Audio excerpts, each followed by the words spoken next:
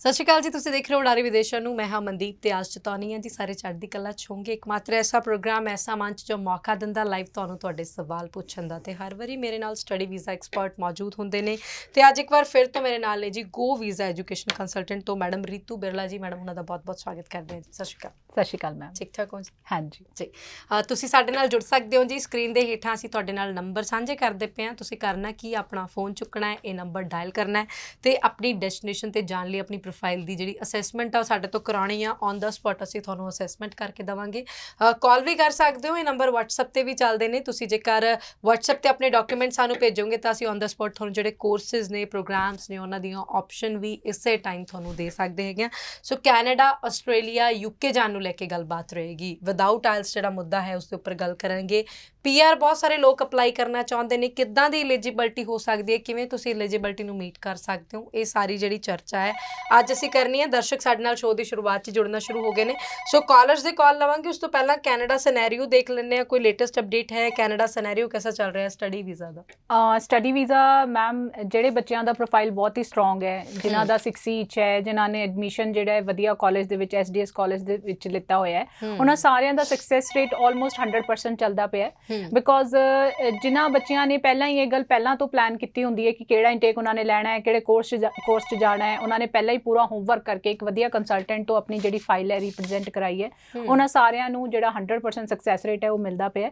ਤੇ ਸਾਨੂੰ ਵੀ ਜਿੰਨੇ ਵੀ ਅਸੀਂ ਫਾਈਲਾਂ ਜਿਹੜੀ ਹੈਗੀ ਹੈ ਜਨਵਰੀ ਇਨਟੇਕ ਚਲਾਈ ਸੀਗੀ, ਆਲਮੋਸਟ ਸਾਰਿਆਂ ਦਾ ਜਿਹੜਾ ਸਕਸੈਸ ਰੇਟ ਹੈ ਉਹ ਆ ਰਿਹਾ ਹੈ। ਤੇ ਅਸੀਂ ਨਾਲ ਦੇ ਨਾਲ ਆਪਣੀ ਜਿਹੜਾ ਵੈਬ ਪੇਜ ਹੈ ਉਹਦੇ ਤੇ ਸਾਰੇ ਜਿੰਨੇ ਵੀ ਸਾਡੀ ਸਕਸੈਸ ਸਟੋਰੀਜ਼ ਹੈ ਉਹ ਸ਼ੇਅਰ ਕਰਦੇ ਰਹਿੰਦੇ। ਤੁਸੀਂ ਸਾਡਾ ਜਿਹੜਾ ਵੈਬਸਾਈਟ ਦਾ ਪੇਜ ਹੈ ਉਹ ਵੀ ਤੁਸੀਂ ਫੋਲੋ ਕਰ ਸਕਦੇ ਹੋ। ਸਾਡਾ ਜਿਹੜਾ ਸੋਸ਼ਲ ਮੀਡੀਆ ਦਾ ਪੇਜ ਹੈ ਉੱਥੇ ਵੀ ਤੁਸੀਂ ਆਪਣੇ ਅਪਡੇਟ ਜਿਹੜੇ ਹੈ ਉਹ ਚੈੱਕ ਕਰ ਸਕਦੇ ਹੋ। ਬਿਲਕੁਲ ਜੀ। ਸੋ ਸਟੂਡੈਂਟਸ ਦੀ ਜ਼ੁਬਾਨੀ ਉਹਨਾਂ ਦਾ ਐਕਸਪੀਰੀਅੰਸ ਜਿਹੜਾ ਇਹਨਾਂ ਦੇ ਸੋਸ਼ਲ ਮੀਡੀਆ ਤੇ ਅਪਲੋਡ ਹੁੰਦਾ ਹੈ। ਤੁਸੀਂ ਗੋ ਵੀਜ਼ਾ ਐਜੂਕੇਸ਼ਨ ਕੰਸਲਟੈਂਟ ਦਾ ਫੇਸਬੁੱਕ ਔਰ YouTube ਪੇਜ ਜਿਹੜਾ ਉੱਥੇ ਵਿਜ਼ਿਟ ਵੀ ਕਰ ਸਕਦੇ ਹੋ ਸਕਦਾ ਹੈ ਕੋਈ ਐਸੀ ਪ੍ਰੋਫਾਈਲ ਹੋਵੇ ਜਿਹੜੀ ਸੇਮ ਤੁਹਾਡੀ ਪ੍ਰੋਫਾਈਲ ਦੇ ਨਾਲ ਲੱਗਮੀ ਹੋਵੇ, ਹੈ ਨਾ, ਤਾਂ ਤੁਹਾਡਾ ਜਿਹੜਾ ਕੌਨਫੀਡੈਂਸ ਹੈ ਉਹ ਹੋਰ ਜ਼ਿਆਦਾ ਵੱਧ ਜਾਏਗਾ। ਮੈਡਮ, ਨਾਰਥ ਇੰਡੀਅਨ ਸਟੂਡੈਂਟ ਇੱਕ ਮੋਡਿਊਲ 5.5 ਕੁਐਰੀ ਬਿਲਕੁਲ ਨਹੀਂ ਘੱਟ ਰਹੀ ਹੈਗੀ। ਹਾਂ, ਕੰਟਰੀ ਚੋਇਸ ਨੂੰ ਲੈ ਕੇ ਬੱਚੇ ਥੋੜਾ ਜਿਹਾ ਕੰਪਰੋਮਾਈਜ਼ ਅੱਜ ਕੱਲ੍ਹ ਕਰਨ ਲੱਗ ਗਏ ਨੇ ਕਿ ਚਲੋ ਕੋਈ ਗੱਲ ਨਹੀਂ। ਸੋ ਕੀ ਫਿਊਚਰ ਦੇਖ ਰਹੇ ਹੋ ਇੱਕ ਮੋਡਿਊਲ 5.5 ਵਾਲੇ ਸਟੂਡੈਂਟ ਦਾ, ਔਰ ਕਿਹੜੀ ਕੰਟਰੀ ਦੇ ਵਿੱਚ ਦੇਖ ਰਹੇ ਹੈਗੇ? ਦੇਖੋ, ਜੇ ਆਪਾਂ ਗੱਲ ਕਰਦੇ ਹਾਂ ਕਿ ਇੱਕ ਮੋਡਿਊਲ ਦੇ ਵਿੱਚ 5.5 ਹੈ, ਸਮ ਟਾਈਮ ਕੀ ਹੁੰਦਾ ਹੈ ਕਿ ਬੱਚੇ ਦਾ ਪ੍ਰੋਫਾਈਲ ਬਹੁਤ ਵਧੀਆ ਹੁੰਦਾ, ਪਰਸੈਂਟੇਜ ਬਹੁਤ ਵਧੀਆ ਹੁੰਦੀ ਹੈ, ਬਾਏ ਸਮ ਮਿਸਟੇਕ ਜਾਂ ਆਪਾਂ ਲੱਕ ਲਾ ਕੇ ਵੀ ਕਹਿ ਸਕਦੇ ਕਿ ਬੱਚੇ ਦੇ ਇੱਕ ਮੋਡਿਊਲ ਦੇ ਵਿੱਚ 5.5 ਰਹਿ ਜਾਂਦੇ ਆ।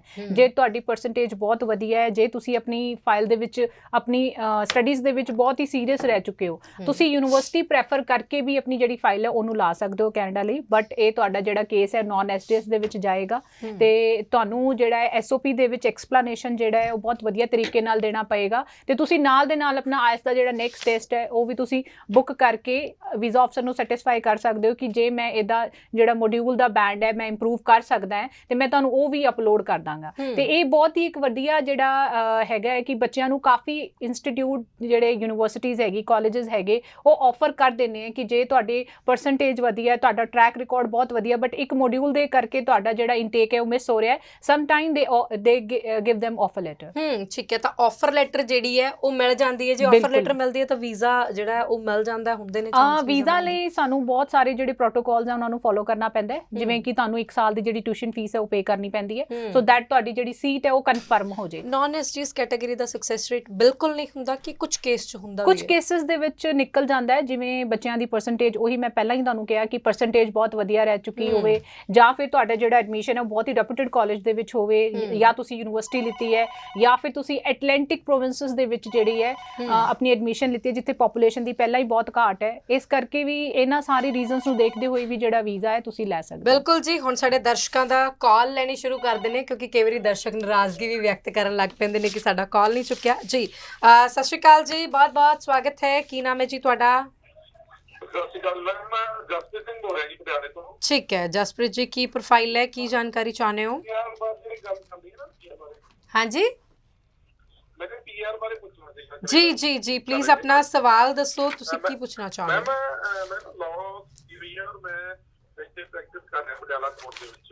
ਓਕੇ, ਠੀਕ ਹੈ। ਪੁੱਛਣਾ ਸੀਗਾ ਕੀ ਐਲੀਜੀਬਿਲਟੀ ਬਣਦੀ ਹੈ ਔਰ ਕਿੰਨੇ ਸਰ ਤੁਸੀਂ ਲਾਅ ਜਿਹੜੀ ਕਰੀ ਆ ਕਦੋਂ ਕੰਪਲੀਟ ਕੀਤੀ ਹੈ, ਕੋਈ ਆਇਲਸ ਵਗੈਰਾ ਅਟੈਂਪਟ ਕੀਤਾ ਹੈ ਤੁਸੀਂ ਇੰਗਲਿਸ਼ ਐਲੀਜੀਬਿਲਟੀ ਟੈਸਟ? ਮੈਂ 2018 ਚ ਕੰਪਲੀਟ ਕੀਤੀ ਸੀ ਲਾਅ, ਉਸ ਤੋਂ ਬਾਅਦ ਮੈਂ ਹੁਣ ਪ੍ਰੈਕਟਿਸ ਕਰ ਰਿਹਾ ਪਟਿਆਲਾ ਕੋਰਟ ਦੇ ਓਕੇ ਜੀ, ਰੈਗੂਲਰ ਪ੍ਰੈਕਟਿਸ ਤੇ ਹੋ। ਕੀਤੀ ਵੈਸੇ ਮੈਂ ਤੁਹਾਡਾ ਸ਼ੋਅ ਦੇਖ ਰਿਹਾ ਸੀ, ਮੈਂ ਕਿਹਾ ਚਲੋ ਪੁੱਛਦੇ ਆ ਕਾਲ ਕਰਕੇ। ਠੀਕ ਹੈ, ਚਾਹੀਦੀ ਹੈ ਓਕੇ, ਹੈਗਾ ਉੱਥੇ ਕੋਈ ਐਲੀਜੀਬਿਲਟੀ ਬਣਦੀ ਹੈ? ਠੀਕ ਹੈ ਜਸਪ੍ਰੀਤ, ਤੁਸੀਂ ਟੀਵੀ ਸਕਰੀਨ ਤੇ ਆਪਣਾ ਆਨਸਰ ਸੁਣ ਸਕਦੇ ਹੋ ਜੀ। ਸਾਡੇ ਐਕਸਪਰਟ ਤੁਹਾਨੂੰ ਅੱਜ ਆਨਸਰ ਕਰਨਗੇ ਕਿ ਕੀ ਤੁਹਾਡੀ ਐਲੀਜੀਬਿਲਟੀ ਬਣਦੀ ਹੈ ਕਿ ਨਹੀਂ। ਮੈਡਮ ਇਹੀ ਕਲੀਅਰ ਕਰ ਦਿਓ ਸਭ ਤੋਂ ਪਹਿਲਾਂ ਵੀ ਐਲੀਜੀਬਿਲਟੀ ਕਿਹੜੇ ਜਿਹੜੀ ਪ੍ਰੋਫਾਈਲ ਹੈ ਜਾਂ ਕਿਹੜੀ ਲਾਈਨ ਵਾਲੇ ਲੋਕ ਹੈ ਜਿਨ੍ਹਾਂ ਦੀ ਐਲੀਜੀਬਿਲਟੀ ਬਣਦੀ ਹੈ ਕੈਨੇਡਾ ਪੀਆਰ ਦੇ ਲਈ, ਡਾਇਰੈਕਟ ਪੀਆਰ? ਬਿਲਕੁਲ ਮੈਮ, ਦੇਖੋ ਪੀਆਰ ਦਾ ਇੱਕ ਕੁਐਸਚਨ ਹਮੇਸ਼ਾ ਜਿਹੜਾ ਹੈ ਮਾਈਂਡ 'ਚ ਰਹਿੰਦਾ ਇੱਕ ਸਟੂਡੈਂਟ ਦੇ, ਐਪਲੀਕੈਂਟ ਦੇ, ਕਿ ਜੇ ਮੇਰੇ 8777 ਆਉਣਗੇ ਤਾਂ ਹੀ ਮੈਂ ਪੀਆਰ ਲਈ ਅਪਲਾਈ ਕਰ ਸਕਦਾ ਹੈ। ਬਟ ਪੀਆਰ ਦੇ ਵਿੱਚ ਇਹ ਬਹੁਤ ਹੀ ਵੱਡਾ ਇੱਕ ਮਿਥ ਹੈ ਕਿ ਤੁਹਾਨੂੰ ਲੱਗਦਾ ਹੈ ਕਿ 8777 ਜਾਂ ਏਜ ਤੁਹਾਡੀ 32 ਤੋਂ ਬਿਲੋ ਹੈ ਤੁਸੀਂ ਤਾਂ ਹੀ ਅਪਲਾਈ ਕਰ ਸਕਦੇ ਹੋ। ਇਹਦੇ ਵਿੱਚ ਕੀ ਹੁੰਦਾ ਹੈ, ਸਾਰੇ ਪ੍ਰੋਵਿੰਸਸ ਦੀ ਜਿਹੜੀ ਗਾਈਡਲਾਈਨ ਹੈ ਬਹੁਤ ਹੀ ਡਿਫਰੈਂਟ ਹੈ, ਸਕੋਰਿੰਗ ਸਿਸਟਮ ਬਹੁਤ ਡਿਫਰੈਂਟ ਹੈ। ਤੁਹਾਨੂੰ ਸਭ ਤੋਂ ਪਹਿਲਾਂ ਤਾਂ ਇਹ ਚੈੱਕ ਕਰਨਾ ਪਏਗਾ ਜਿਹੜਾ ਤੁਹਾਡਾ ਤੁਸੀਂ ਵਰਕ ਐਕਸਪੀਰੀਅੰਸ ਦਿਖਾ ਰਹੇ ਹੋ ਉਹਦਾ ਜਿਹੜਾ ਹੁਣ ਨੋਕ ਟੀਰ ਦੇ ਵਿੱਚ ਜਿਹੜਾ ਕਨਵਰਟ ਹੋ ਚੁੱਕਿਆ ਹੈ, ਉਹ ਕਿਹੜੇ ਪ੍ਰੋਵਿੰਸ ਦੇ ਵਿੱਚ ਡਿਮਾਂਡ ਦੇ ਵਿੱਚ ਹੈ, ਜਿੱਥੇ ਤੁਸੀਂ ਬਿਨਾਂ ਕਿਸੇ ਜੌਬ ਆਫਰ, ਬਿਨਾਂ ਕਿਸੇ ਸਪਾਂਸਰ ਤੇ ਆਪਣੀ ਜਿਹੜੀ ਫਾਈਲ ਹੈ ਉਹਨੂੰ ਰਿਪਰੈਜ਼ੈਂਟ ਕਰ ਸਕਦੇ ਹੋ।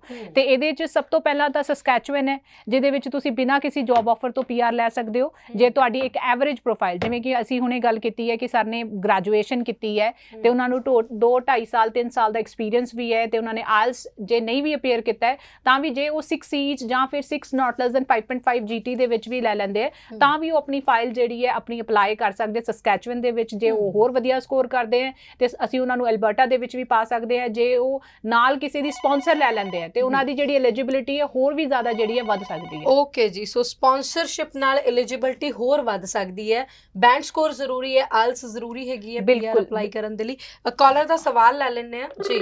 ਮੇਰੀ ਬੇਨਤੀ ਹੈ ਸਾਡੇ ਦਰਸ਼ਕਾਂ ਨੂੰ ਕਿ ਆਵਾਜ਼ ਘਟਾ ਕੇ ਨੈਟਵਰਕ 'ਚ ਆ ਕੇ ਸਾਡੇ ਨਾਲ ਤੁਸੀਂ ਰੂਬਰੂ ਹੋ ਸਕਦੇ ਹੋ। ਮੈਡਮ ਇਨਵੀਟੇਸ਼ਨ ਔਰ ਸਪਾਂਸਰਸ਼ਿਪ, ਦੋ ਸ਼ਬਦ ਅਕਸਰ ਅਸੀਂ ਸੁਣਦੇ ਹਾਂ ਨਾ ਜਦੋਂ ਵੀ ਕੋਈ ਸ਼ੋਅ ਦੇਖਦੇ ਹਾਂ ਜਾਂ ਕਿਸੇ ਇਮੀਗ੍ਰੇਸ਼ਨ ਦੇ ਦਫ਼ਤਰ 'ਚ ਜਾਂਦੇ ਹਾਂ, ਸੇਮ ਨੇ ਦੋਨੋਂ ਚੀਜ਼ਾਂ ਜਾਂ ਕੁਝ ਵੱਖਰਾ ਹੈ? ਸਭ ਤੋਂ ਪਹਿਲਾਂ ਤਾਂ ਮੈਮ ਜਿਹੜਾ ਇਨਵੀਟੇਸ਼ਨ ਹੈ that is only to invite you only, that is only for visitor visa, your tourism visa, ਉਹਦੇ ਵਿੱਚ ਤੁਸੀਂ ਵਿਜ਼ਿਟ ਕਰਨ ਲਈ ਜਾ ਰਹੇ ਹੋ, that's why they are inviting you। ਤੇ ਜੇ ਆਪਾਂ ਸਪਾਂਸਰ ਦੀ ਗੱਲ ਕਰਦੇ ਹਾਂ, ਸਪਾਂਸਰ ਦੇ ਬਹੁਤ ਸਾਰੇ ਜਿਹੜੇ ਮਤਲਬ ਹੈ ਉਹ ਨਿਕਲ ਕੇ ਆਉਂਦੇ ਹਨ। ਜਿਵੇਂ ਪਹਿਲਾ ਸਪਾਂਸਰ, ਜੇ ਕਿਸੇ ਦਾ ਸਪਾਊਸ ਆਲਰੇਡੀ ਉੱਥੇ ਪੜ੍ਹ ਰਿਹਾ ਹੈ, ਆਲਰੇਡੀ ਉੱਥੇ ਪੀਆਰ ਤੇ ਹੈ ਜਾਂ ਫਿਰ ਉੱਥੇ ਉਹਨਾਂ ਦੇ ਸਿਬਲਿੰਗ ਰਹਿ ਰਹੇ ਨੇ, ਉਹਨਾਂ ਦੇ ਸਪਾਂਸਰ ਦੇ ਪੁਆਇੰਟ ਤੁਹਾਡੀ ਫਾਈਲ ਦੇ ਵਿੱਚ ਐਡ ਹੋ ਸਕਦੇ ਆ। ਜੇ ਤੁਹਾਡੇ ਕੋਲ ਆਲਰੇਡੀ ਕੋਈ ਜੌਬ ਆਫਰ ਹੈ ਉਹ ਵੀ ਇੱਕ ਸਪਾਂਸਰ ਦੇ ਅਕਾਊਂਟ ਦੇ ਵਿੱਚ ਹੀ ਆਉਂਦੀ ਹੈ। ਉਹਦੇ 'ਚ ਤੁਸੀਂ ਉਹਨਾਂ ਦੇ ਵੀ ਪੁਆਇੰਟ ਤੁਹਾਨੂੰ ਤੁਸੀਂ ਗ੍ਰੈਬ ਕਰਕੇ ਆਪਣੀ ਜਿਹੜੀ ਪੀਆਰ ਦੀ ਐਲੀਜੀਬਿਲਿਟੀ ਹੈ ਉਹਨੂੰ ਕੰਪਲੀਟ ਕਰ ਸਕਦੇ ਹੋ। ਠੀਕ ਹੈ ਜੀ, ਠੀਕ ਹੈ। ਕਾਲਰ ਨਾਲ ਨੇ ਸਾਡੇ। ਹਾਂਜੀ, ਸਵਾਗਤ ਹੈ ਜੀ, ਸਤਿ ਸ਼੍ਰੀ ਅਕਾਲ। ਸਤਿ ਸ਼੍ਰੀ ਅਕਾਲ ਜੀ, ਕੀ ਨਾਮ ਹੈ ਔਰ ਕੀ ਜਾਣਕਾਰੀ ਚਾਹੁੰਦੇ ਹੋ? ਗੁਰਪ੍ਰੀਤ ਗੱਲ ਕਰ ਰਿਹਾ ਮੈਡਮ, ਰਾਜਪੁਰੇ ਤੋਂ। ਗੁਰਪ੍ਰੀਤ ਰਾਜਪੁਰਾ ਤੋਂ। ਹਾਂਜੀ ਗੁਰਪ੍ਰੀਤ, ਕੀ ਪ੍ਰੋਫਾਈਲ ਹੈ ਤੁਹਾਡੀ? ਮੈਂ ਨਾ ਕੈਨੇਡਾ ਦਾ ਅਪਲਾਈ ਕੀਤਾ ਸੀਗਾ, ਮੇਰੀ ਰਿਫਿਊਜ਼ਲ ਲੱਗ ਗਈ ਹੈ ਪਹਿਲਾਂ। Canada refusal, okay. ਪ੍ਰੋਫਾਈਲ ਦੱਸੋਗੇ ਗੁਰਪ੍ਰੀਤ ਆਪਣੀ? +2 ਕੀਤੀ ਸੀਗੀ ਜੀ 2021 ਦੇ ਵਿੱਚ। ਓਕੇ, ਠੀਕ ਹੈ। ਤੇ 2 ਮੋਡਿਊਲ 'ਚ 5.5 ਸੀਗੇ, 2 'ਚ 6 ਸੀ। ਹੁਣ ਦੁਬਾਰਾ ਆਈਲੈਟਸ ਰਿਪੀਟ ਕੀਤੀ ਹੈ ਤੇ 6 ਈਚ ਆ ਗਿਆ ਜੀ। ਠੀਕ ਹੈ ਜੀ। ਤੇ ਹੁਣ ਦੁਬਾਰਾ ਮੈਂ ਕੈਨੇਡਾ ਅਪਲਾਈ ਕਰਾਂ ਜਾਂ ਮੈਂ ਹੋਰ ਕੰਟਰੀ ਵੱਲ ਰੁਕ ਕਰ ਲਾਂ ਜੀ ਆਪਣਾ? ਤੁਸੀਂ ਹੋ ਸਕਦਾ ਪੋਸੀਬਲ ਦੁਬਾਰਾ ਮੈਨੂੰ ਕਹਿੰਦੇ ਦੁਬਾਰਾ ਕੈਨੇਡਾ ਨਾ ਅਪਲਾਈ ਕਰਿਓ ਤੁਸੀਂ। ਠੀਕ ਹੈ। ਰਿਫਿਊਜ਼ਲ ਕਦੋਂ ਆਈ ਹੈ ਤੁਹਾਡੀ ਗੁਰਪ੍ਰੀਤ? ਮਈ ਇਨਟੇਕ ਦੀ ਸੀਗੀ ਜੀ, ਲਾਸਟ ਮਈ ਇਨਟੇਕ ਦੀ। ਓਕੇ ਜੀ। ਹੁਣ ਅਪਲਾਈ ਕਰਦਾ ਤਾਂ ਇਨਟੇਕ ਕਿਹੜਾ ਮਿਲੇਗਾ ਜੀ ਮੈਨੂੰ? ਓਕੇ ਜੀ, ਠੀਕ ਹੈ ਗੁਰਪ੍ਰੀਤ, ਤੁਸੀਂ ਟੀਵੀ ਸਕਰੀਨ ਤੇ ਆਪਣਾ ਆਨਸਰ ਸੁਣ ਸਕਦੇ ਹੋ ਜੀ।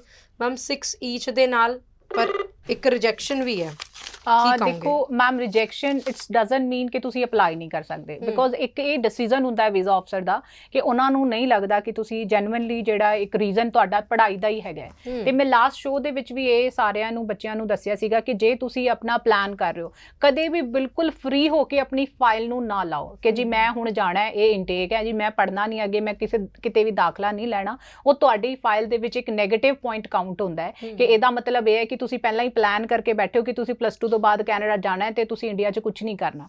ਤੇ ਮੈਂ ਸਾਰਿਆਂ ਨੂੰ ਇਹੀ ਕਹਿਣਾ ਚਾਹੁੰਦੀ ਹਾਂ, ਜੇ ਇਹਨਾਂ ਨੇ ਵੀ ਨਾਲ ਆਪਣਾ ਜਿਹੜਾ ਐਡਮਿਸ਼ਨ ਹੈ ਕੰਟੀਨਿਊ ਕੀਤਾ ਹੋਇਆ ਆਲਰੇਡੀ ਕਿ 2000 ਜਿਵੇਂ ਦੱਸ ਰਹੇ ਸੀਗੇ ਕਿ ਇਹਨਾਂ ਦਾ ਪਾਸ ਆਊਟ ਹੈ 21 ਦੇ ਵਿੱਚ, 21 ਤੋਂ ਬਾਅਦ ਇਹਨਾਂ ਨੇ ਕੋਈ ਗ੍ਰੈਜੂਏਸ਼ਨ ਦੇ ਵਿੱਚ ਐਡਮਿਸ਼ਨ ਲਿੱਤਾ ਜਾਂ ਫਿਰ ਕਿਸੇ ਡਿਪਲੋਮਾ, ਐਡਵਾਂਸ ਡਿਪਲੋਮਾ ਦੇ ਵਿੱਚ ਐਡਮਿਸ਼ਨ ਲਿੱਤਾ ਹੈ, ਤੁਸੀਂ ਬਿਲਕੁਲ ਐਲੀਜੀਬਲ ਹੋ, ਤੁਸੀਂ ਫਾਈਲ ਲਾ ਸਕਦੇ ਹੋ। ਤੁਹਾਡੀ ਜਿਹੜੀ ਫਾਈਲ ਦੀ ਕੈਟੇਗਰੀ ਹੈ ਉਹ ਨੌਨ ਐਸਡੀਐਸ ਹੋ ਜਾਏਗੀ। ਮੇ ਵੀ ਜਿਹੜਾ ਤੁਹਾਡਾ ਆਲਰੇਡੀ ਕਾਲਜ ਸੀਗਾ, ਜੇ ਉੱਥੋਂ ਤੁਸੀਂ ਨਹੀਂ ਰਿਫੰਡ ਅਪਲਾਈ ਕੀਤਾ ਤੇ ਕਾਲਜ ਦੀ ਰੈਪੂਟੇਸ਼ਨ ਬਹੁਤ ਵਧੀਆ ਹੈ, ਤੁਸੀਂ ਸੇਮ ਕਾਲਜ ਦੇ ਵਿੱਚ ਵੀ ਕੰਟੀਨਿਊ ਕਰ ਸਕਦੇ ਹੋ। ਤੇ ਇਸ ਤੋਂ ਇਲਾਵਾ ਤੁਹਾਡਾ ਜਿਹੜਾ ਇਨਟੇਕ ਹੈ, ਤੁਹਾਡੀ ਜਿਹੜੀ ਲਾਸਟ ਕੁਐਰੀ ਸੀਗੀ ਕਿ ਕਿਹੜਾ ਇਨਟੇਕ ਮਿਲੇਗਾ, ਜਨਵਰੀ ਸੈਸ਼ਨ ਦੇ ਤਾਂ ਹੁਣ ਵੀਜ਼ਾਸ ਆਣੇ ਸਟਾਰਟ ਹੋ ਚੁੱਕੇ ਨੇ ਤੇ ਆਲਮੋਸਟ ਫਾਈਲ ਲੱਗ ਚੁੱਕੀਆਂ ਨੇ। ਤੁਹਾਨੂੰ ਹੁਣ ਮੇ ਸੈਸ਼ਨ, ਜੇ ਤੁਹਾਡੇ ਕਾਲਜ ਦੇ ਵਿੱਚ ਮੇ ਸੈਸ਼ਨ ਨਹੀਂ ਅਵੇਲੇਬਲ ਤੇ ਸਪਟੈਂਬਰ 2023 ਲਈ ਤੁਸੀਂ ਅਪਲਾਈ ਕਰ ਸਕਦੇ ਹੋ। ਠੀਕ ਹੈ ਜੀ। ਸੋ ਸਪਟੈਂਬਰ 2023 ਦੀਆਂ ਸੀਟਾਂ ਵੀ ਬੁੱਕ ਹੋਣੀਆਂ ਹੁਣ ਸ਼ੁਰੂ ਹੋ ਗਈਆਂ ਨੇ। ਇੰਨਾ ਐਮਬੈਸੀ 'ਚ ਰਸ਼ ਪਿਆ ਹੋਇਆ। ਮੈਡਮ ਕੈਨੇਡਾ ਦੀ ਅਸੀਂ ਕਾਫੀ ਗੱਲਬਾਤ ਕਰ ਰਹੀ ਹੈ, ਹੋਰ ਵੀ ਗੱਲ ਕਰਾਂਗੇ। ਆਸਟ੍ਰੇਲੀਆ ਦੀ ਗੱਲ ਵੀ ਕਰਨੀ ਬਹੁਤ ਜ਼ਰੂਰੀ ਹੈ ਕਿਉਂਕਿ ਆਸਟ੍ਰੇਲੀਆ ਨੂੰ ਲੈ ਕੇ ਸਟੂਡੈਂਟ ਬਹੁਤ ਜ਼ਿਆਦਾ ਇੰਟਰਸਟਿਡ ਹੁੰਦਾ ਹੈ। ਤਾਂ ਆਸਟ੍ਰੇਲੀਆ ਕਹਿੰਦੇ ਵੀ ਰਿਜੈਕਸ਼ਨਾਂ ਤੇ ਰਿਜੈਕਸ਼ਨਾਂ ਬਹੁਤ ਆ ਰਹੀਆਂ ਨੇ। ਅੱਜ ਜੋ ਇਨਟੇਕ ਪਿਛਲਾ ਨਿਕਲਿਆ ਉਸ ਰਿਜੈਕਸ਼ਨ ਦੇ ਵਿੱਚ ਬਹੁਤ ਘੱਟ ਸਕਸੈਸ ਰੇਟ ਰਿਹਾ ਹੈ, ਸੱਚ ਹੈ ਗੱਲ? ਮੈਮ ਇੱਦਾਂ ਨਹੀਂ ਹੈ ਕਿ ਰਿਜੈਕਸ਼ਨ ਰੇਟ ਬਹੁਤ ਜ਼ਿਆਦਾ ਹੈ। ਇਹਦੇ ਵਿੱਚ ਬਹੁਤ ਸਾਰੀਆਂ ਗੱਲਾਂ ਜਿਹੜੀ ਧਿਆਨ ਰੱਖਣੀ ਹੁੰਦੀ ਹੈ ਇੱਕ ਕੈਂਡੀਡੇਟ ਦੇ ਲਈ।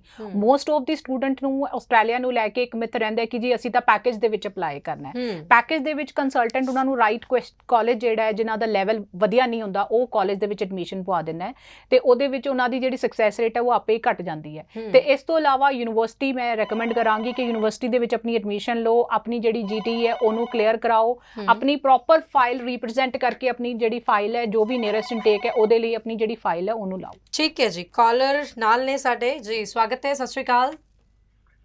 ਹੈਲੋ ਜੀ ਸਤਿ ਸ਼੍ਰੀ ਅਕਾਲ ਜੀ। ਹਾਂਜੀ ਸਤਿ ਸ਼੍ਰੀ ਅਕਾਲ ਮੈਮ ਜੀ। ਕੀ ਨਾਮ ਹੈ? ਸੁਖਜੀਤ ਗੱਲ ਕਰ ਰਿਹਾ ਸੀਗਾ ਜੀ ਮੈਂ। ਕਿੱਥੋਂ ਬੋਲ ਰਹੇ ਹੋ ਸੁਖਜੀਤ ਜੀ? ਮੈਂ ਫਰੀਦਕੋਟ ਤੋਂ ਗੱਲ ਕਰ ਰਿਹਾ। ਠੀਕ ਹੈ, ਕੀ ਸਵਾਲ ਹੈ ਸਰ? ਮੈਂ ਪੁੱਛਣਾ ਸੀਗਾ ਕਿ PR 5.5 ਬੈਂਡ ਦੇ ਨਾਲ ਪੋਸੀਬਲ ਹੈਗੀ ਹੈ ਜੀ? ਪ੍ਰੋਫਾਈਲ ਕੀ ਹੈ ਸਰ ਤੁਹਾਡੀ? ਮੈਂ ITI ਕੀਤੀ ਹੋਈ ਹੈ ਜੀ। ਓਕੇ ਠੀਕ ਹੈ ਠੀਕ ਹੈ। ਮੇਰੇ GT ਦੇ ਵਿੱਚ ਲਾਸਟ ਵੀਕ ਰਿਜ਼ਲਟ ਆਇਆ 5.5 ਬੈਂਡ। ਓਕੇ ਜੀ। ਕਦੋਂ ਕੀਤੀ ਹੈ ਤੁਸੀਂ ਆਪਣੀ ITI? ਮੈਂ ਕੀਤੀ ਜੀ 2017 ਦੇ ਵਿੱਚ। ਉਸ ਤੋਂ ਬਾਅਦ ਵਰਕਿੰਗ ਐਕਸਪੀਰੀਅੰਸ?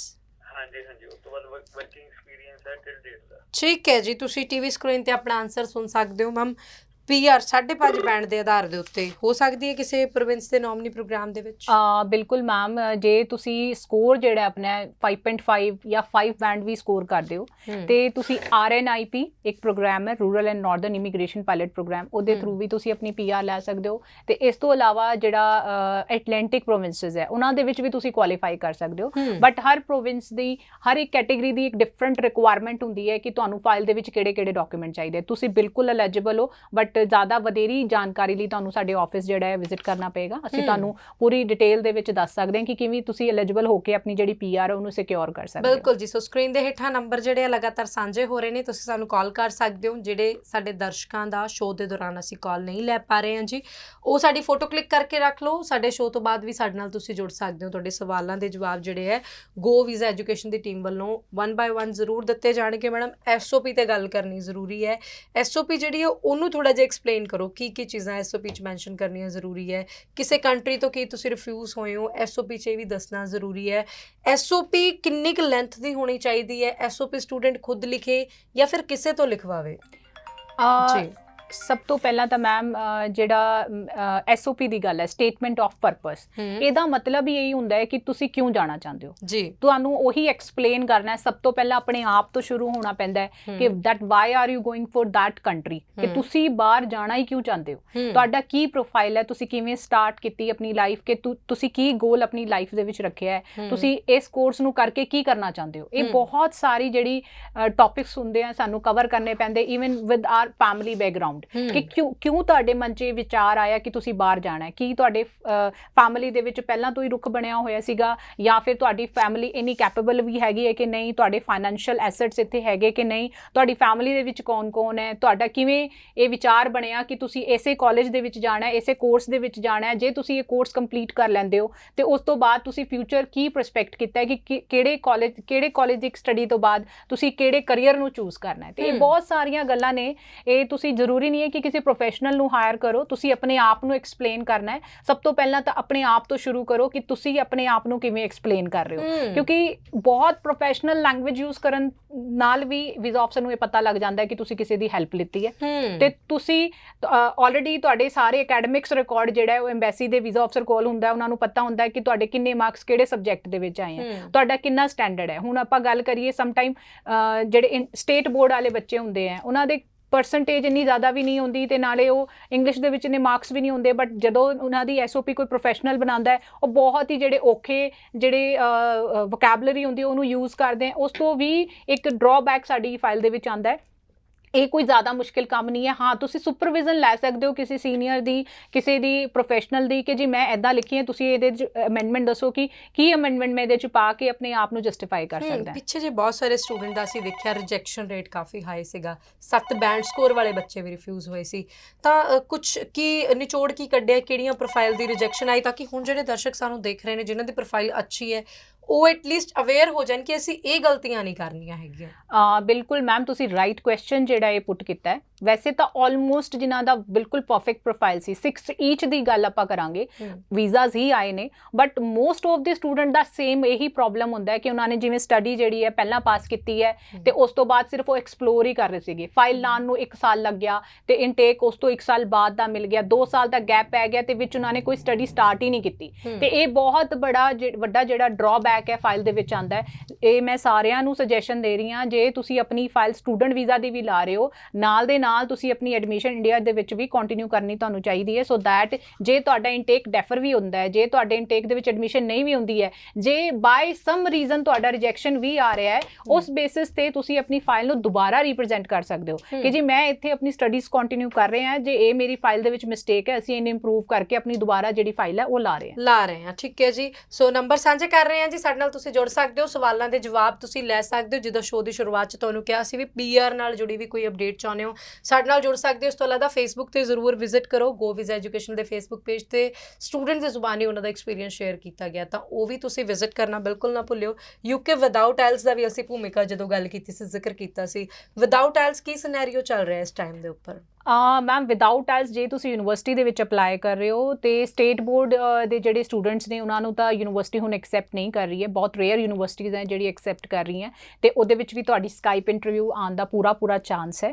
ਤੇ ਇਸ ਤੋਂ ਇਲਾਵਾ ਜੇ ਅਸੀਂ ਗੱਲ ਕਰੀਏ, ਸਾਡੇ ਕੋਲ ਕੁਝ ਲੈਂਗੁਏਜ ਇੰਸਟੀਟਿਊਟ ਨੇ, ਕੁਝ ਐਦਾਂ ਦੇ ਕਾਲਜਸ ਨੇ ਜਿਨ੍ਹਾਂ ਦੇ ਵਿੱਚ ਸਕਸੈਸ ਰੇਟ ਬਹੁਤ ਹਾਈ ਹੈ। ਤੁਸੀਂ ਇੱਥੋਂ ਐਡਮਿਸ਼ਨ ਲੈ ਕੇ ਆਪਣਾ ਵੀਜ਼ਾ ਲੈ ਕੇ ਉੱਥੇ ਜਾ ਕੇ ਆਪਣੀ ਲੈਂਗੁਏਜ ਕੋਰਸ ਹੈ ਉਹਨੂੰ ਕੰਪਲੀਟ ਕਰਨ ਤੋਂ ਬਾਅਦ ਵੀ ਤੁਸੀਂ ਆਪਣੀ ਜਿਹੜੀ ਸਟੱਡੀਜ਼ ਹੈ ਯੂਨੀਵਰਸਿਟੀ ਦੇ ਵਿੱਚ ਕੰਟੀਨਿਊ ਕਰ ਸਕਦੇ ਹੋ, ਜਾਂ ਫਿਰ ਤੁਹਾਡੇ ਕੋਲ ਆਲਰੇਡੀ ਕੋਈ ਸਪਾਂਸਰ ਹੈ ਆਪਣੇ ਵਰਕ ਪਰਮਿਟ ਨੂੰ ਕਨਵਰਟ ਕਰਾਉਣ ਲਈ, ਜਾਂ ਜੋ ਹੋਰ ਵੀ ਕੋਈ ਤੁਹਾਡੇ ਕੋਲ ਆਪਸ਼ਨ ਹੈ, ਤੁਸੀਂ ਉਹਨੂੰ ਗ੍ਰੈਬ ਕਰਕੇ ਆਪਣਾ ਜਿਹੜਾ ਵੀਜ਼ਾ ਹੈ ਉਹ ਸਿਕਿਉਰ ਕਰ ਸਕਦੇ ਹੋ। UK ਨੂੰ ਲੈ ਕੇ ਥੋੜੀ ਜਿਹੀ ਨੈਗੇਟਿਵਿਟੀ ਵੀ ਸੁਣ ਰਹੇ ਹਾਂ ਵੀ ਹੁਣ UK ਜਿਹੜਾ ਬੰਦ ਹੋ ਜਾਏਗਾ, ਵੀਜ਼ਾ ਨਹੀਂ ਮਿਲੇਗਾ ਬੱਚਿਆਂ ਨੂੰ, ਐਲੀਜੀਬਿਲਟੀ 'ਚ ਵੀ ਬਹੁਤ ਛੇਤੀ ਚੇਂਜਸ ਆਉਣਗੇ।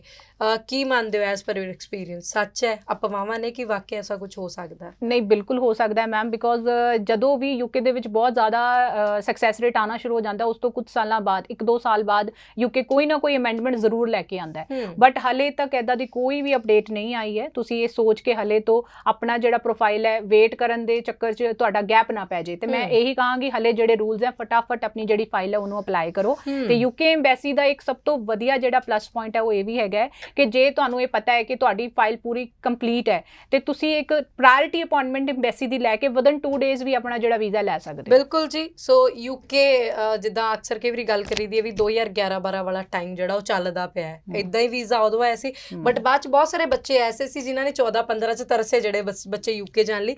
ਤਾਂ ਹੁਣ ਇੱਕ ਗੋਲਡਨ ਟਾਈਮ ਪੀਰੀਅਡ ਹੈ, ਗੋਲਡਨ ਓਪਰਚੁਨਿਟੀ ਹੈ, ਤੁਸੀਂ ਇਸ ਓਪਰਚੁਨਿਟੀ ਨੂੰ ਗ੍ਰੈਬ ਕਰ ਸਕਦੇ ਹੋ। ਕਰਨੀ ਕਿਵੇਂ? ਇਹਨਾਂ ਨੰਬਰਸ 'ਤੇ ਕਾਲ ਕਰਕੇ ਆਪਣੀ ਐਲੀਜੀਬਿਲਟੀ ਨੂੰ ਮਾਪ ਕੇ ਤੁਸੀਂ ਆਪਣੀ ਫਾਈਲ ਜਿਹੜੀ ਆ ਉਹ ਪ੍ਰੋਸੀਡ ਕਰ ਸਕਦੇ ਹੋ।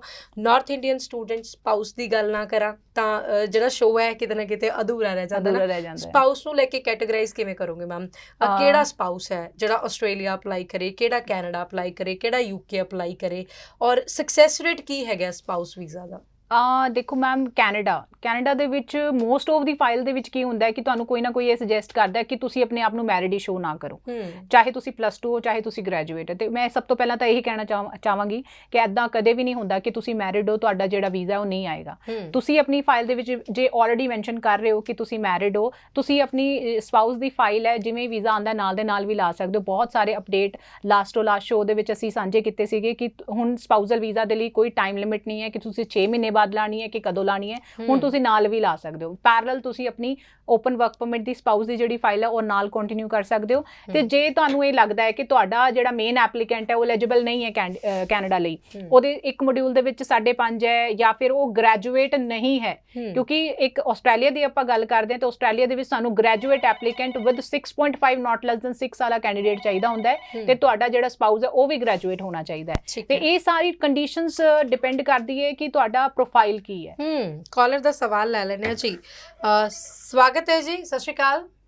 ਸਤਿ ਸ਼੍ਰੀ ਅਕਾਲ ਜੀ, ਕੀ ਨਾਮ ਹੈ ਔਰ ਕੀ ਜਾਣਕਾਰੀ ਚਾਹੁੰਦੇ ਹੋ? ਮੈਂ ਹਿਮਾਂਸ਼ੂ ਗੱਲ ਕਰ ਰਿਹਾ ਸੀਗਾ ਜੰਮੂ ਤੋਂ ਜੀ। ਕੀ ਸਵਾਲ ਹੈ ਹਿਮਾਂਸ਼ੂ?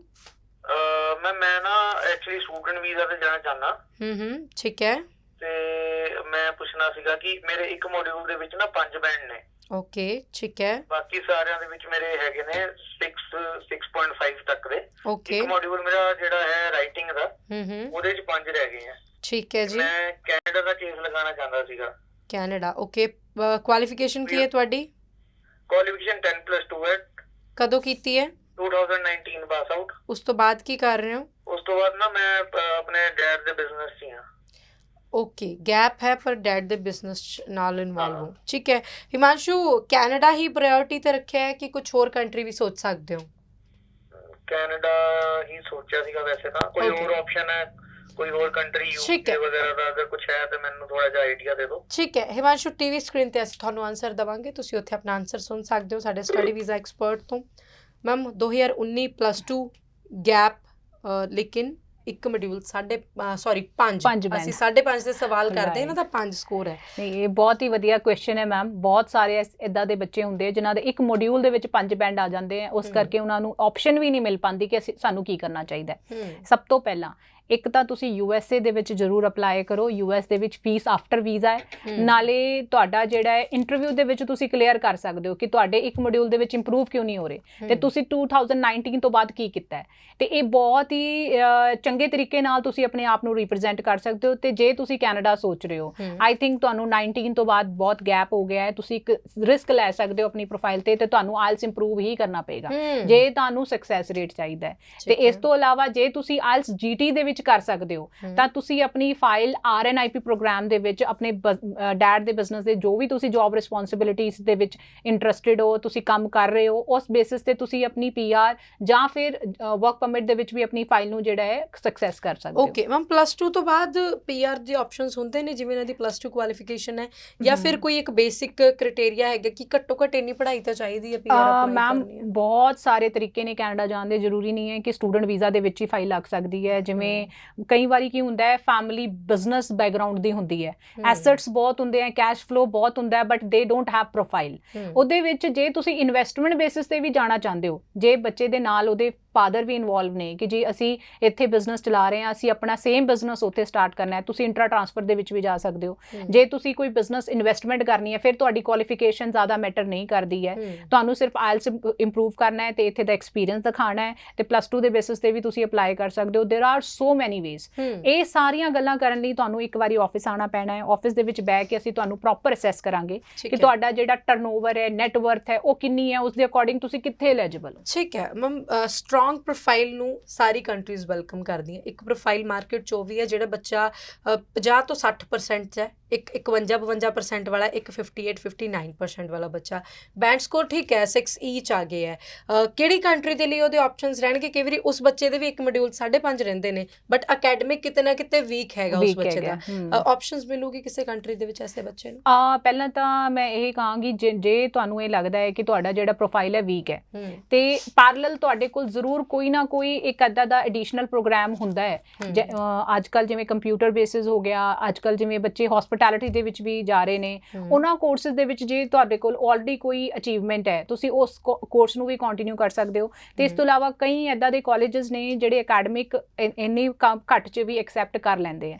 ਉਹਨਾਂ ਨੂੰ ਪਰਟੀਕੂਲਰ ਉਹਦਾ ਰੀਜ਼ਨ ਚਾਹੀਦਾ ਹੁੰਦਾ ਹੈ ਤੇ ਉਸ ਤੋਂ ਇਲਾਵਾ ਤੁਸੀਂ ਹੋਰ ਕੀ ਅਚੀਵ ਕੀਤਾ ਉਹ ਵੀ ਤੁਸੀਂ ਨਾਲ ਅਟੈਚ ਕਰਕੇ ਆਪਣੀ ਜਿਹੜੀ ਪ੍ਰੋਫਾਈਲ ਹੈ ਉਹਨੂੰ ਜਸਟੀਫਾਈ ਕਰ ਸਕਦੇ ਹੋ। ਦੇयर ਆਰ ਸੋ ਮੈਨੀ ਆਪਸ਼ਨਸ ਬਟ ਬਟ ਹਰ ਇੱਕ ਬੱਚੇ ਦਾ ਡਿਫਰੈਂਟ ਪ੍ਰੋਫਾਈਲ ਹੁੰਦਾ ਹੈ। ਜਿੰਨਾ ਮਰਜ਼ੀ ਅਸੀਂ ਕਹਿ ਲਈਏ +2 65% ਦੇ ਨਾਲ ਤੇ IELTS 6 ਚ ਕਦੇ ਵੀ ਸੇਮ ਨਹੀਂ ਹੁੰਦਾ। ਹਰ ਬੱਚੇ ਦਾ ਕਦੇ ਸਟਰੀਮ ਦੇ ਵਿੱਚ ਕੁਝ ਹੁੰਦਾ ਹੈ, ਕਦੇ ਮਾਰਕਸ ਇੱਕ ਸਬਜੈਕਟ ਦੇ ਵਿੱਚ ਕਮ ਹੁੰਦੇ ਨੇ, ਕਦੇ ਪਰਸੈਂਟੇਜ ਲੋ ਹੁੰਦੀ ਹੈ, ਕਦੇ ਬਹੁਤ ਜ਼ਿਆਦਾ ਹੀ ਹੁੰਦੀ ਹੈ, IELTS ਦੇ ਵਿੱਚ ਘੱਟ ਹੁੰਦਾ ਹੈ। ਕੋਈ ਨਾ ਕੋਈ ਜਿਹੜੀ ਇੱਕ ਹਰ ਪ੍ਰੋਫਾਈਲ ਦੇ ਵਿੱਚ ਚੈਲੰਜ ਜ਼ਰੂਰ ਹੁੰਦਾ ਹੈ। ਇੱਕ ਵਧੀਆ ਕੰਸਲਟੈਂਟ ਉਹੀ ਹੁੰਦਾ ਹੈ ਜੋ ਕਿ ਉਹਨੂੰ ਸਹੀ ਗਾਈਡੈਂਸ ਪਾ ਕੇ ਉਹਦਾ ਜਿਹੜਾ ਵੀਜ਼ਾ ਹੈ ਉਹ ਸਕਸੈਸਫੁਲੀ ਲੈ ਕੇ ਦੇ। ਬਿਲਕੁਲ ਜੀ, ਕੋਰਸ ਸਿਲੈਕਸ਼ਨ ਕਿੰਨਾ ਕੁ ਜ਼ਰੂਰੀ ਹੈਗਾ ਕਿਸੇ ਵੀ ਸਟੂਡੈਂਟ ਦਾ ਵੀਜ਼ਾ ਗ੍ਰਾਂਟ ਕਰਾਉਣ ਲਈ, ਪਲੱਸ ਵੀਜ਼ਾ ਗ੍ਰਾਂਟ ਹੋ ਗਿਆ ਜੀ ਉਸ ਤੋਂ ਬਾਅਦ ਕੀ ਕੋਰਸ ਸਿਲੈਕਸ਼ਨ ਦਾ PR ਤੱਕ ਦਾ ਜੇ ਅਸੀਂ ਸਫਰ ਸੈਟਲਮੈਂਟ ਆਪਸ਼ਨ ਲੱਭ ਰਹੇ ਹਾਂ, ਕੋਈ ਆਪਸ ਚ ਘੁੰਡੀਆਂ ਜੁੜਦੀਆਂ ਨੇ ਆਪਸ ਬਿਲਕੁਲ ਜੁੜਦੀ ਹੈ ਮੈਮ। ਸਭ ਤੋਂ ਪਹਿਲਾਂ ਕੋਰਸ ਦਾ ਮਤਲਬ ਕੀ ਹੈ?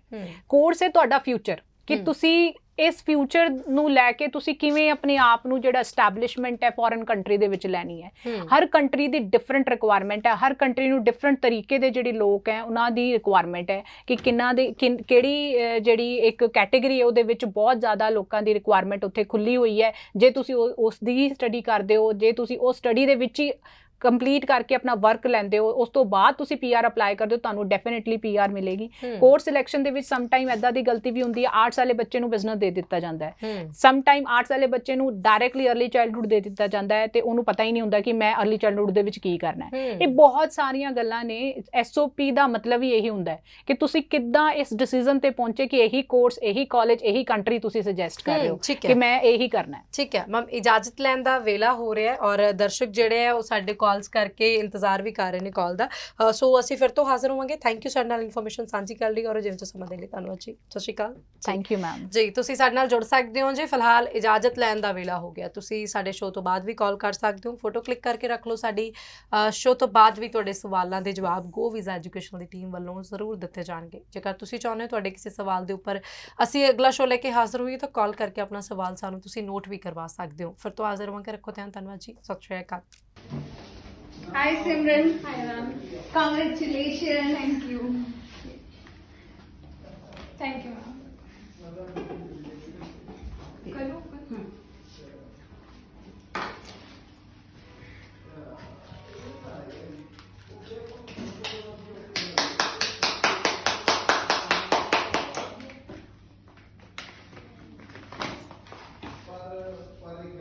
सिमरन, आज आपका कनाडा का वीजा आया है तो आप इस पे अपने व्यूज शेयर करोगे। Thank you for ma'am this. ये मेरा बहुत टाइम से ड्रीम था जो आज कंप्लीट हो गया। Thanks a lot ma'am. So many congratulations to Mr. Deepak Pasi and his family for getting Canada PR with 5 bands in Canada, Newfoundland and Labrador. So many congratulations. Thank you so much. Many congratulations to Mr. Jatinder and Mamta ma'am for Canada exploratory visit with family. And sir ने अपना visa हमारे से apply किया और cubic investment visa category के under sir का जो file है वो अभी हमने अप्लाई किया हुआ है। तो ये सर गो वीज़ा के एंड से मैनी कॉन्ग्रेचुलेशन आपको। Thank you. Please sir have a seat. और मुबारक आपको भी, अपने हमारी यार की बहुत जल्दी और बेस्ट हो गया। Thank you. अच्छी थी आपकी गाइडेंस भी, अच्छी थी सबकी। मैम ने बहुत गाइड किया हमें। Thank you very much. ਸਤਿ ਸ਼੍ਰੀ ਅਕਾਲ ਜੀ। ਮੈਂ ਅਭਿਸ਼ੇਕ ਗੋ ਵੀਜ਼ਾ ਕੰਸਲਟੈਂਟ ਮੋਹਾਲੀ ਤੋਂ। ਅੱਜ ਸਾਡੇ ਨਾਲ ਲਖਵੀਰ ਸਰ ਆਪਣਾ ਪਾਸਪੋਰਟ ਰਿਸੀਵ ਕਰਨ ਲਈ ਆਏ ਨੇ, ਜਿਨ੍ਹਾਂ ਦਾ ਕੈਨੇਡਾ ਦਾ ਮਲਟੀਪਲ 10 ਸਾਲ ਦਾ ਵੀਜ਼ਾ ਲੱਗਿਆ ਤੇ ਬਹੁਤ ਬਹੁਤ ਮੁਬਾਰਕਾਂ। ਜੇਕਰ ਤੁਸੀਂ ਵੀ ਆਪਣਾ ਕੈਨੇਡਾ ਦਾ ਵਿਜ਼ਟਰ ਵੀਜ਼ਾ ਪਲਾਨ ਕਰ ਰਹੇ ਹੋ ਤੇ ਸਾਨੂੰ ਇੱਕ ਵਾਰ ਜ਼ਰੂਰ ਆ ਕੇ ਮਿਲੋ। ਸਾਡਾ ਆਫਿਸ ਸੈਕਟਰ 82 ਮੋਹਾਲੀ ਦੇ ਵਿੱਚ ਹੈ। Thank you. मैं गो वीजा कंपनी को जी अपने पासपोर्ट ले रहे हैं जी। मैंने बड़ा रिस्पॉन्स मिले इन्होंने को बहुत अच्छे तरीके ਨਾਲ ਡੀਲਿੰਗ ਕਰੀ ਹੈ ਜੀ। ਕਿਸੇ ਨਾਲ ਜੇ ਲਾਉਣਾ ਹੋਵੇ ਤਾਂ ਜਲਦੀ ਤੋਂ ਜਲਦੀ ਆ Congratulations to Pravina and Mukul. Pravina got UK student visa for UK without IELTS and her husband got spouse visa for UK. So many congratulations to both of them.